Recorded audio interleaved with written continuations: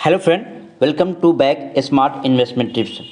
Guys, आज इसके video में हम लोग डिस्कस करेंगे म्यूचुअल फ़ंड के बारे में, क्योंकि अक्सर देखा जाता है कि म्यूचुअल फ़ंड गलत सिलेक्शन के वजह से रिटर्न एंड परफॉर्मेंस नहीं देने का कारण बीच में ही स्किप करना पड़ता है। तो म्यूचुअल फंड सिलेक्शन करने से पहले 5 इंपॉर्टेंट थिंग्स ऐसे हैं जो हम लोग को जान लेना चाहिए। तो चलिए दोस्तों, हम लोग स्टार्ट करते हैं और देखते हैं ऐसे 5 इंपॉर्टेंट थिंग्स कौन कौन सा होता है।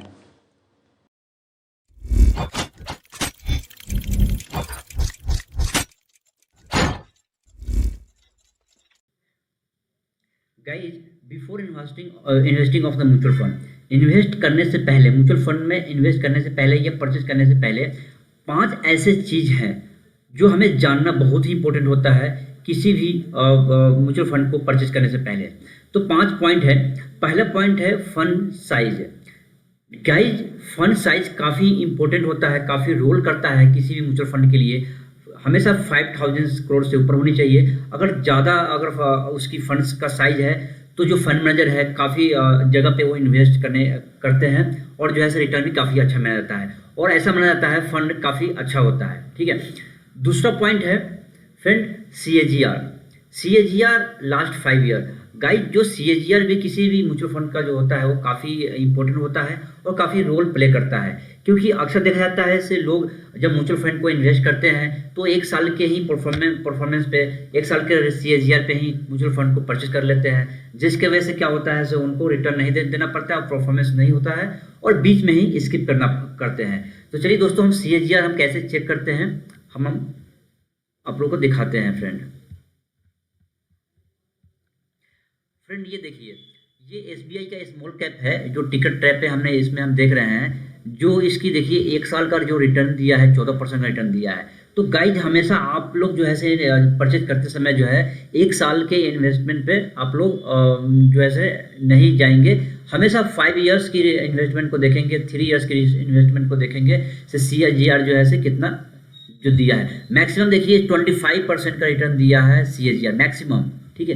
तो इस तरीके से CAGR हम चेक कर सकते हैं। देखिए यहाँ पे अगर टिकट ट्रैप भी काफ़ी अच्छा है, यहाँ पे आप चेक कर सकते हैं। रिटर्न भी काफ़ी अच्छा है, एक्सपेंशन रेशियो भी ठीक है, सब ग्रीन है, रिटर्न एंड FD भी ठीक है, रेड फ्लैग है।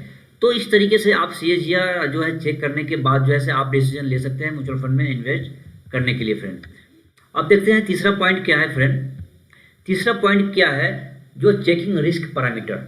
गाइस, जो रिस्क पैरामीटर होता है किसी भी म्यूचुअल फंड के लिए, रिस्क पैरामीटर काफ़ी अच्छा होता है। बहुत सारे हमारे व्यूअर को या ऑडियंस को पता नहीं है से रिस्क पैरामीटर होता क्या है।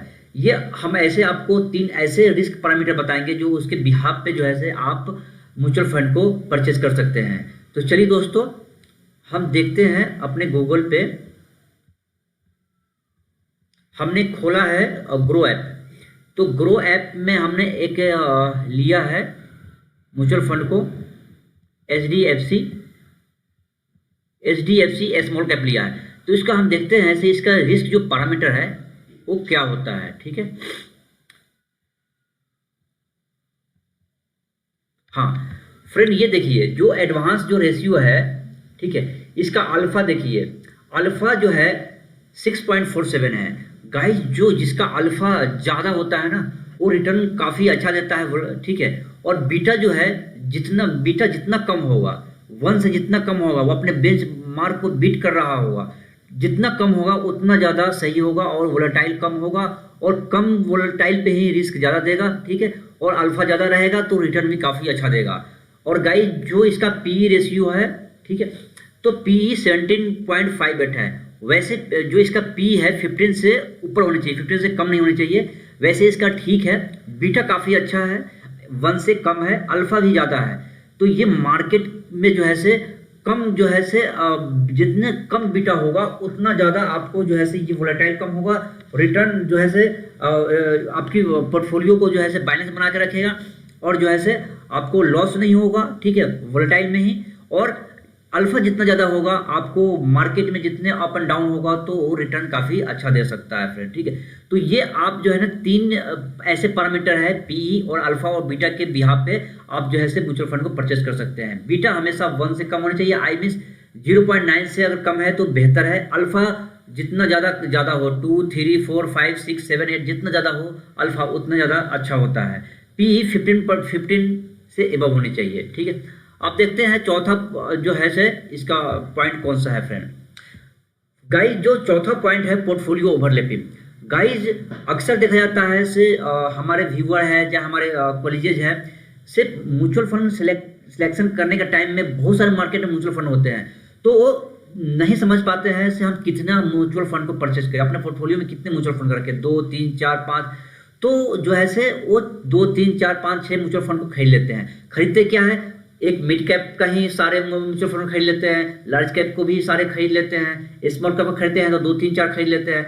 तो फ्रेंड ये जो है ना ओवरलैपिंग हो जाता है पोर्टफोलियो का। तो ओवरलैपिंग जो है से 30% से ज़्यादा नहीं होनी चाहिए गाइस। तो ओवरलैपिंग हम कैसे चेक करेंगे, इसके लिए हम चलते हैं गूगल के वेबसाइट पे, ठीक है। और यहाँ पे एक साइट है का नाम है thefundu.com, ठीक है। तो गाइज यहाँ पे हम लोग चले जाएंगे, ठीक है। अभी ये है सबसे ऊपर में है फंड पिकर, तो यहाँ पे इसको हम क्लिक करेंगे गाइज। ये खुल गया, थोड़ा नेट स्लो चल रहा है गाइज। अब यहाँ पे देखिए ऐसे है टूल का ऑप्शन आ रहा है, ये देख रहे हैं ये टूल का। यहाँ पे आप टूल पे क्लिक करेंगे तो यहाँ पे अब हर टूल का है, आप जो चाहे यहाँ से आप चेक कर सकते हैं। फंड मैनेजर का डिटेल पे प्राप्त कर सकते हैं, स्टॉक होल्डिंग कर सकते हैं, रिटर्न कंपेरिजन चेक कर सकते हैं, स्कीम रोलिंग कर सकते हैं, सेक्टर वाइज होल्डिंग कर सकते हैं। तो यहाँ पे आप पोर्टफोलियो ओवरलैपिंग का यहाँ पे दिया, इसको हम क्लिक करेंगे।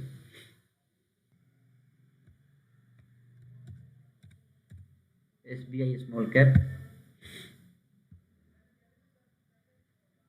फिर आप देख सकते हैं ये एक्सिस स्मॉल कैप है और SBI स्मॉल कैप, ये दोनों में जो है से 70% का ओवरलैपिंग है। जो 17 ऐसे स्टॉक है जो दोनों में कॉमन है, तो ये जो है से ठीक है, आप दोनों इसको ऐसे ले सकते हैं, ठीक है। और आप इसी तरीके से आप ओवरलैपिंग चेक कर सकते हैं, जैसे मिड कैप हुआ, लार्ज कैप हुआ, तो 30% से ऊपर नहीं होनी चाहिए, 30% से कम होनी चाहिए, ठीक है।